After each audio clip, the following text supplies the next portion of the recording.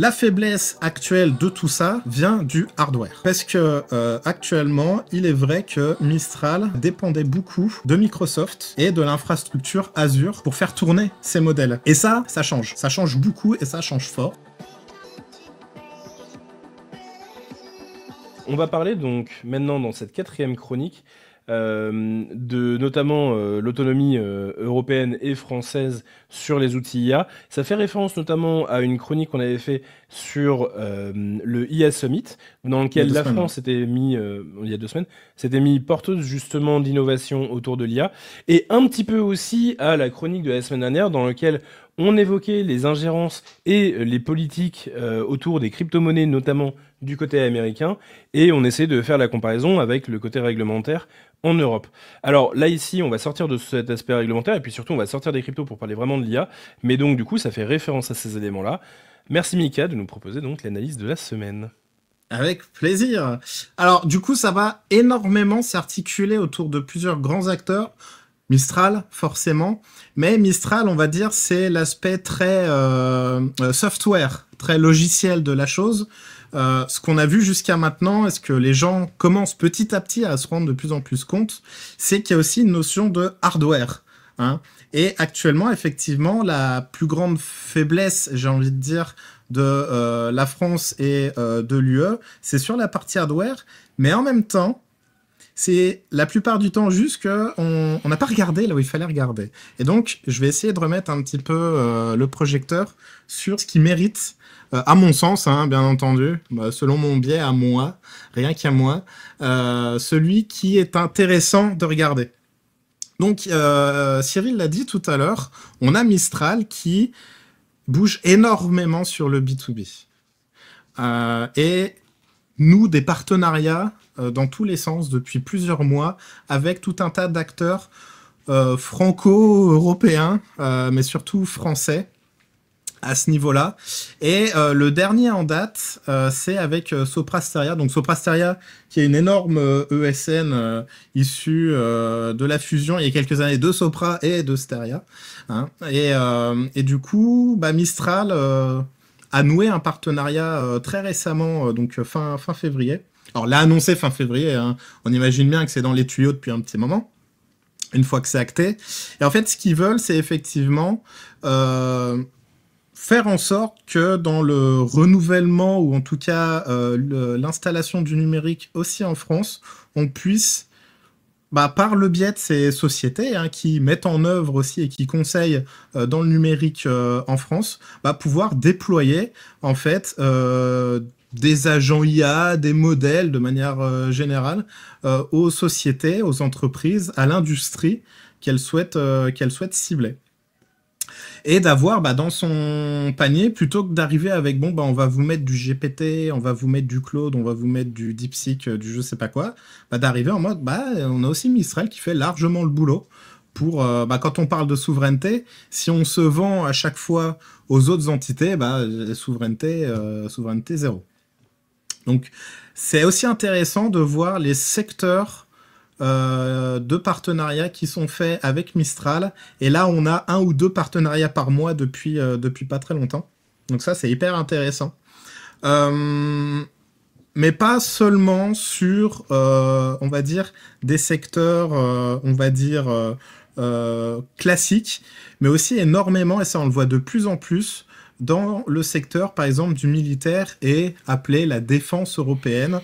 On a Mistral AI qui s'est aussi, début février, associé à Helsing, qui est une... alors, je sais plus quel pays c'est de l'Union européenne, mais en tout cas, ça fait partie d'un espèce de grand consortium lié à la défense européenne qui travaille justement sur des systèmes et des armements. Entre autres, et l'idée c'est d'intégrer de l'IA dedans par le biais justement de Mistral. Donc c'est aussi des partenariats qui sont faits parce qu'effectivement, si on regarde la souveraineté, il y a la souveraineté économique, il y a la souveraineté tout ce qu'on veut, mais il y a aussi la souveraineté militaire de défense. Et si et ça, on va pas trop ouvrir ce chapitre-là. Comme la souveraineté économique, si derrière elle dépend d'éléments extérieurs, bah, souveraineté, souveraineté zéro. Donc là, c'est la même chose aussi sur ce créneau-là. Mistral est en train de s'installer et d'être installé. En même temps, il n'y a pas 36, 36 alternatives, même en Europe, de manière générale. Donc Mistral est en train de se greffer un petit peu partout, dans tout le tissu économique, industriel et militaro-industriel de l'Union européenne et français, a fortiori. Donc ça, c'est aussi intéressant, parce que quelque chose aussi que moi, je peux reprocher énormément, c'est qu'on nous parle de souveraineté, de oui, il faut le Made in France, faut consommer français, faut consommer européen, mais on voyait systématiquement, jusqu'à il n'y a pas si longtemps, des acteurs états-uniens ou parfois même chinois ou russes préférés à des équivalents français pour tout un tas de raisons. Et je suis pas dans le secret des dieux, donc je me garderai bien aussi, même si j'ai mon avis sur la question, d'en dire plus. Mais du coup, on ne peut pas parler d'un côté de souveraineté quand derrière on favorise les éléments qui sont extérieurs à cette souveraineté. Donc là, c'est aussi intéressant de voir que les moyens sont donnés aussi à Mistral de s'implanter dans tout un tas de sociétés, d'entreprises, de complexes entiers liés à tout ça. Aussi, et ça me permet de rebondir un petit peu là-dessus, on entend dire énormément depuis... presque depuis le début, mais ça s'est renforcé il y a quelques mois, que, ok, on nous parle de Mistral comme étant quelque chose de français, voire Union européenne, surtout français, mais au final, tous les capitaux, tout l'argent, c'est, entre guillemets, piloté par les États-Unis notamment. Alors ça, c'est des choses qu'on entend beaucoup. Basé sur quoi? Basé sur le fait que donc Mistral a fait des levées de fonds, hein, a fait plusieurs rounds de levées de fonds, et dans ces levées de fonds, il y a eu effectivement des fonds américains qui sont venus. Et sur la base exclusive de ça, il y a eu aussi du Nvidia, il y a un peu tout le monde, il y a eu Microsoft qui s'est mis dedans, qui s'est associé pour apporter des sous. Les gens se sont dit, ah, il y a Nvidia, il y a Microsoft qui sont là, donc du coup, ils ont forcément tout raflé et ils ont l'entièreté, voire la grande majorité du capital de Mistral. Alors ça, c'est oublier un petit peu comment fonctionne le capital, justement, et les différents mécanismes sous-jacents. Alors, on va pas faire non plus une thèse là-dessus. Là, j'ai un article, notamment, c'est pas le seul, qui explique un petit peu, qui décortique toutes ces augmentations de capital de Mistral et par qui c'est détenu, par quelle entité, etc., au fur et à mesure de temps. Et en fait, quand on décortique tout ça et qu'on voit qui y a sous le capot, déjà, c'est oublier que les fondateurs, ils ont encore 40% du capital. Donc quand j'avais vu des personnes qui expliquaient que Mistral appartenait aux États-Unis en enlevant justement 40% du capital. Bon, c'est un peu facile, hein. On prend presque la moitié, on dit non, mais celle-là, on la prend pas en compte. Bon, ça marche pas comme ça, sachant qu'en plus, le comité exécutif, notamment, en tout cas le comité stratégique, est exclusivement composé des fondateurs, hein, et même si je suis pas dans la naïveté, on sait très bien qu'il y a des influences, mais on peut venir influencer quelqu'un en ayant 0% du capital, hein. L'influence existe quoi qu'il arrive, peu importe si on est au capital ou non. Mais en tout cas, le comité stratégique est tenu exclusivement par les fondateurs de Mistral. Donc c'est eux qui prennent les décisions. Donc à partir de là, on ne peut pas dire que Mistral appartient, par exemple, aux Américains. Il y a des jeux d'influence, il y a tout un tas de choses, mais factuellement, ils n'appartiennent aucunement aux États-Unis, à la Chine, à la Russie ou d'autres choses. Et du coup, la faiblesse actuelle de tout ça vient du hardware. Parce que actuellement, il est vrai que Mistral dépendait beaucoup de Microsoft et de l'infrastructure Azure pour faire tourner ces modèles. Et ça change. Ça change beaucoup et ça change fort, grâce notamment à divers acteurs français aussi, et notamment Iliad. Iliad, donc c'est Xavier Niel, hein, un peu le... Moi, j'aime pas du tout ces comparaisons-là. Le Elon Musk français. Mais derrière, on se retrouve en fait avec un groupe qui s'affirme depuis des années et des années dans l'IT, et a fortiori dans l'IA depuis au moins 2023. Faut savoir que derrière Iliad, il y a plusieurs choses. Il y a Scaleway, et c'est elle qui va apporter l'aspect très intéressant du hardware. Donc c'est comme OVH, c'est comme ce genre de société. Ils ont des data centers un petit peu partout. Et ils ont notamment énormément de GPU. Ils en ont 5000 des toutes dernières générations de Nvidia qui sont en leur possession.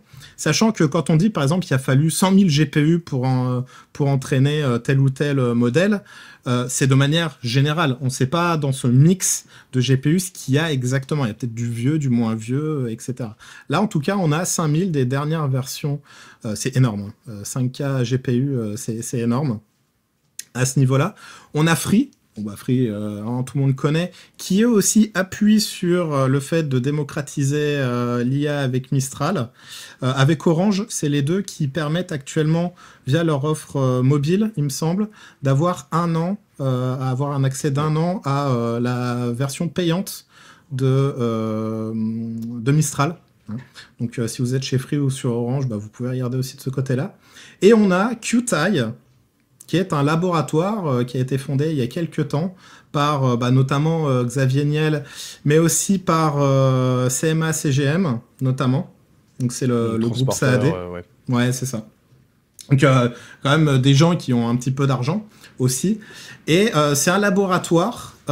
Imaginez ça comme la partie IA de Meta. Hein.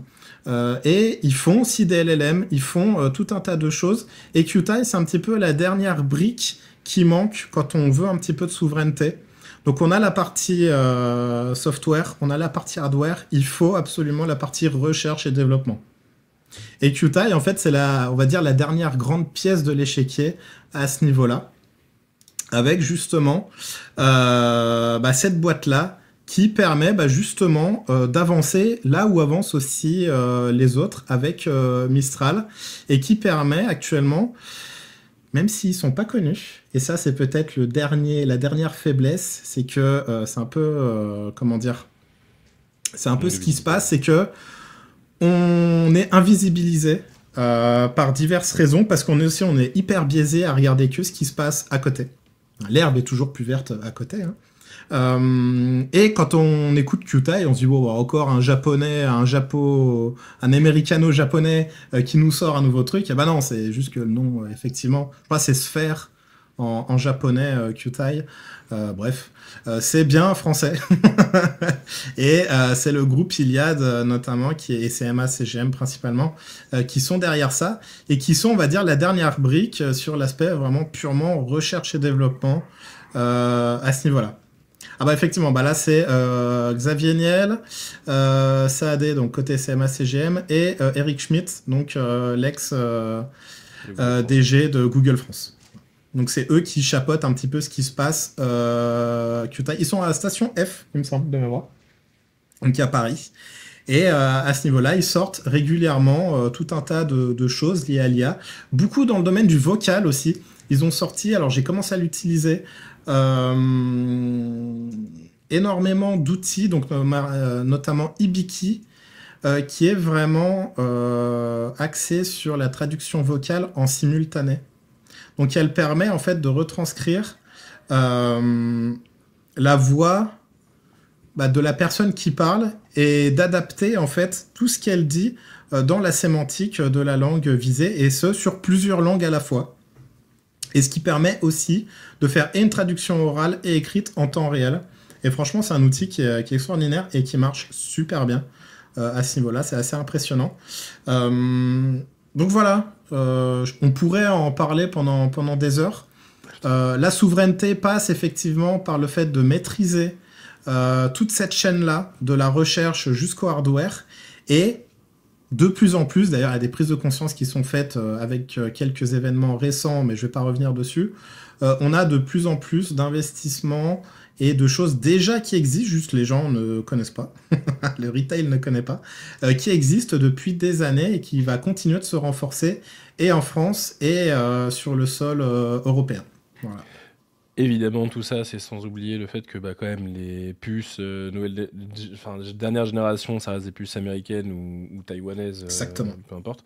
Mais bon, Augmentons déjà nos usages et peut-être qu'on aura des usines qui un jour arriveront en France et seront produites directement en France. Et on en a malheureusement, mais on les soutient pas encore assez. À Grenoble notamment, on a une très belle boîte qui construit notamment ce genre de puces, mais pas à un niveau du tout d'un Nvidia. Et effectivement, sur cet aspect-là du hardware, ça serait aussi quelque chose à renforcer dans les mois et les années à venir, effectivement. Et donc, c'est la fin de cette émission.